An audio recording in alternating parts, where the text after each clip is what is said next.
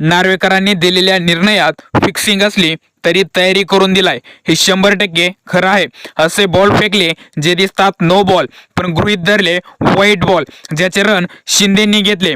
हायकोर्टात दाखल याचिका सांगते शिंदे डबल गेम करण्याच्या तयारीत।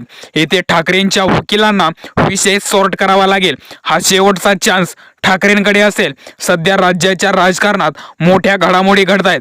शिवसेना आमदार अपात्रता प्रकरणी विधानसभा अध्यक्ष राहुल नार्वेकर यांनी दिलेल्या निकालाविरोधात ठाकरे गटानं सुप्रीम कोर्टात याचिका दाखल केली।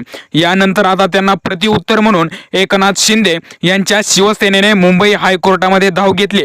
शिंदेच्या शिवसेनेनं मुंबई हायकोर्टात धाव घेऊन नार्वेकरांच्या निकालाविरोधात याचिका दाखल केली। यामध्ये नार्वेकरांनी ठाकरे गटाचे आमदार अपात्र करण्यास नकार दिल्याच्या निर्णयाविरोधात भूमिका घेतली। त्यांना अपात्र का केलं नाही असा सवाल त्यांच्या याचिकेतून उपस्थित केलेला आहे। गेल्या आठवड्यात राहुल नार्वेकरांनी निकाल देताना म्हटलंय की 22 जून 2022 रोजी पक्ष फुटला तेव्हा एकनाथ शिंदे यांच्या नेतृत्वाखालील गट हीच खरी शिवसेना।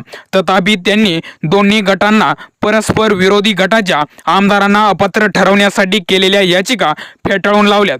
नार्वेकर यांनी शिंदे गटातील भरत गोगावले यांना वैध बीप म्हणून घोषित केले, परंतु बीपचे उल्लंघन केल्याबद्दल उद्धव ठाकरे गटाच्या सदस्यांना अपात्र ठरवण्यास नकार दिलाय। यासाठी विश्वासदर्शक ठरावाचा बीप ठाकरे गटाच्या आमदारांवर बजावला गेला। हे सिद्ध करण्यात शिंदे यांचा गट अपयशी ठरल्याचं त्यांनी म्हटलंय। दरम्यान भरत गोगावले यांनी अधिवक्ता चिराग शाह आणि उत्सव त्रिवेदी यांच्या मार्फत दाखल केलेल्या रेटी याचिकामध्ये ठाकरे गटाच्या आमदारांना अपात्र ठरवण्याची मागणी केली आहे।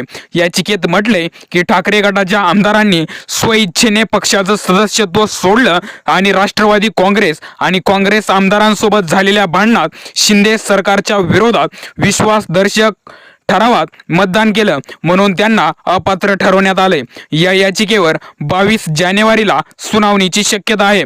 विशेष म्हणजे उद्धव ठाकरेंच्या नेतृत्वाखालील गटानं एकनाथ शिंदे गटाला खरी शिवसेना म्हणून मान्यता दिल्याने आणि संविधानाच्या 10व्या अनुसूचीनुसार पक्षांतरासाठी शिंदे गटाच्या सदस्यांना अपात्र ठरवण्यास नकार दिल्यानं नार्वेकरांच्या निर्णयाला आव्हान देत सुप्रीम कोर्टामध्ये आता ठाकरेंनी सुद्धा धाव घेतली। एकंदरीत काय, एकीकडून ठाकरे तर दुसरीकडून एकनाथ शिंदे। ठाकरे म्हणतात की जर सुप्रीम कोर्टाने अगोदरच सांगितले की भरत गोगावले यांचा बीप लागू होऊ शकत नाही तर मग आमचे सुनील प्रभू यांचाच बीप लागू व्हायला हवा आणि त्यानुसार शिंदेचे 16 जण अपात्र होतात। पण ठाकरे गटाच्या याच निर्णयाविरुद्ध आता शिंदे सुद्धा आलेले आहेत।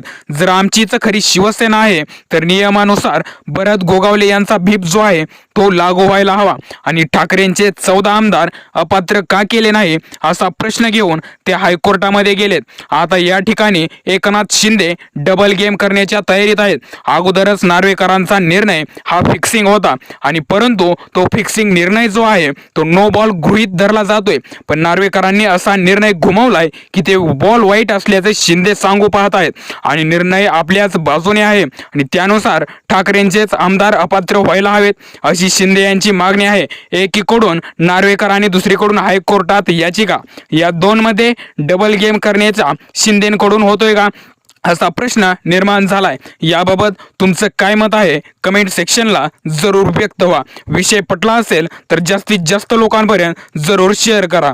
जय महाराष्ट्र।